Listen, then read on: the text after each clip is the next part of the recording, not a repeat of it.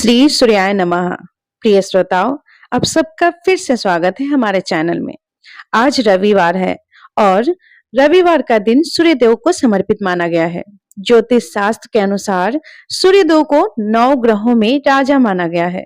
कहते हैं कि सूर्यदेव की साधना आराधना करने से कुंडली के सभी दोष दूर हो जाते हैं। कुंडली में अगर सूर्य मजबूत अवस्था में हो तो समाज में व्यक्ति को खूब यश मान सम्मान मिलता है, सुख समृद्धि की वृद्धि होती है और निरोगी काया भी प्राप्त होती है।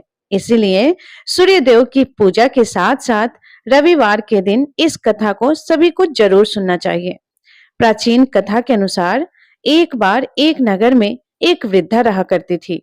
वह रविवार को नियम से घर आंगन को गोबर से लीप कर फिर भोजन तैयार करती और फिर सूर्यदेव को भोग लगाने के बाद ही खुद भोजन किया करती थी। ऐसा व्रत करने से उनका घर धन धान्य से भरा रहता था। हरि की कृपा से घर में किसी प्रकार का कोई भी दुख नहीं होता था। घर में सब कुछ आनंद मंगल था। इसी तरह कुछ दिन बीत जाने पर वह पड़ोसन जिसकी गाय का गोबर वह वृद्धा लाया करती थी, वह विचार करने लगी कि यह बूढ़ी माई हमेशा मेरी गाय का गोबर ले जाती है। यह सोचकर एक दिन उसने अपनी गाय को घर के अंदर बांध लिया और फिर तो वह हर दिन ही अपनी गाय को घर के भीतर बांधना शुरू करने लगी। इधर गोबर ना मिलने पर बूढ़ी माई रविवार के दिन अपने घर को लीप नहीं पाई।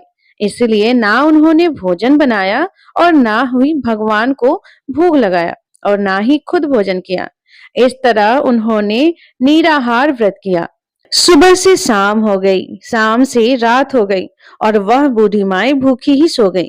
फिर रात में भगवान ने उन्हें स्वप्न में दर्शन दिए और भोजन ना बनाने और भोजन ना लगाने का कारण पूछा।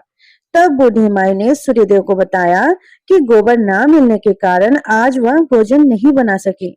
तब भगवान भास्कर ने कहा कि माता, हम तुमको ऐसी गाय देंगे जिससे सभी इच्छाएं पूर्ण हो जाएगी, क्योंकि तुम हमेशा रविवार का गोबर से लीप कर फिर भोजन बनाती हो और भोजन लगाकर ही खुद भोजन करती हो। इसलिए मैं आपसे प्रसन्न होकर आपको वरदान देता हूँ।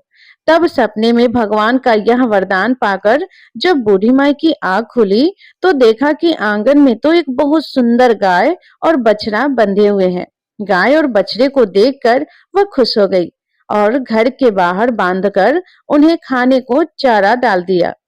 इधर जब पड़ोसन ने बूढ़ी माई के घर के बाहर बहुत सुंदर गाय और बछड़ों को देखा तो ईर्ष्या से प्रेरित होकर उसका हृदय जल उठा और जब उसने देखा कि गाय ने तो सोने का गोबर दिया है तो वह गाय का सोने का गोबर उठाकर ले गई और अपनी गाय के साधारण गोबर को उसकी जगह रख दिया।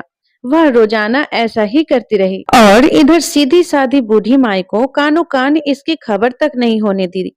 एक दिन सर्वव्यापी ईश्वर ने सोचा कि चालाक पड़ोसन की वजह से वृद्धा ठगी जा रही है। तब एक शाम उन्होंने अपनी माया से बड़े जोर से आंधी ला दी।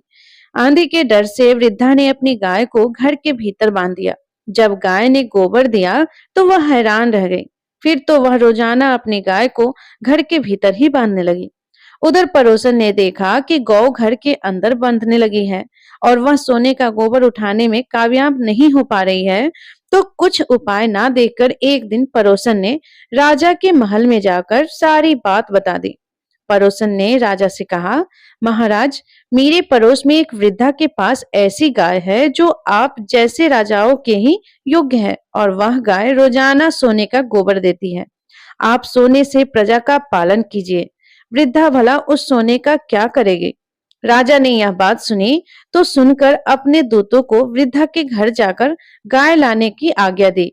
वृद्धा सुबह सुबह ईश्वर को भोग लगाकर भोजन ग्रहण करने ही जा रही थी, तभी राजा के सेवक गाय खोलकर ले गए। यह देखकर वह बहुत रोई चिल्लाई, लेकिन कर्मचारियों ने एक ना सुनी। उस दिन फिर वृद्धा गाय के वियोग में भोजन न कर पाई और रात भर रो रो कर भगवान से गाय को पुनः पाने की प्रार्थना करती रही। वहीं दूसरी ओर राजा गाय को देखकर बहुत प्रसन्न हुआ और सुबह जैसे ही वह उठा तो सारा महल गोबर से भरा दिखाई दिया। राजा यह देखकर घबरा गया। भगवान ने रात में राजा को स्वप्न में कहा, हे राजा, गाय वृद्धा को लौटा देने में ही तुम्हारी भलाई है। रविवार के व्रत से प्रसन्न होकर मैंने उस वृद्धा को यह गाय दी थी। सुबह होते ही राजा ने वृद्धा को बुलाकर बहुत सारा धन देकर सम्मान सहित गाय और बछड़ा को उसे वापस कर दिया। इसके साथ ही पड़ोसन को बुलाकर उचित दंड भी दिया।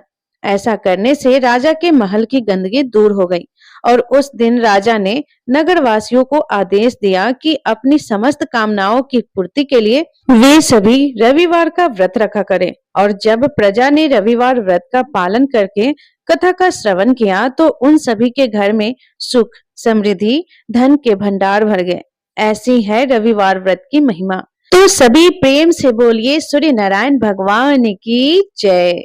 तो प्रिय श्रोताओं, ये कथा आपको कैसी लगी कमेंट बॉक्स में जरूर बताइएगा।